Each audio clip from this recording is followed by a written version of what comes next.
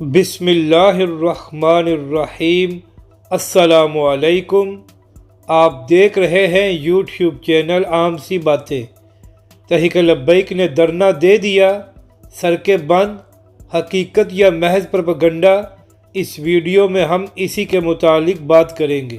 ناظرین کرام، کل تحریک لبیک کے پرامن جلوس پر پولیس کی جانب سے شیلنگ اور گولیاں چلائی گئیں، جس کی وجہ سے تحریک لبیک کے بہت سے کارکن زخمی ہوئے اور کچھ تحریک لبیک کے کارکن جان سے بھی گئے، اور اب تک اطلاعات کے مطابق ایک تحریک لبیک کا کارکن شہید ہو چکا ہے۔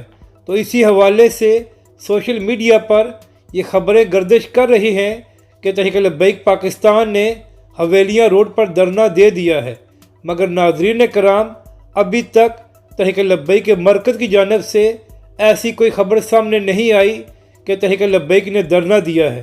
ابھی تک اطلاعات کے مطابق تحریک لبیک کے قائدین واپس ہری پور آ رہے ہیں اور یہاں پر آ کر اپنے اگلے لائحہ عمل کا اعلان کریں گے۔ تو اس لیے جب تک مرکز کی جانب سے کوئی اعلان نہ کیا جائے تو تحریک لبیک کے کارکن کسی خبر پر بھی اپنا دھیان نہ دیں اور مرکز کا انتظار کریں۔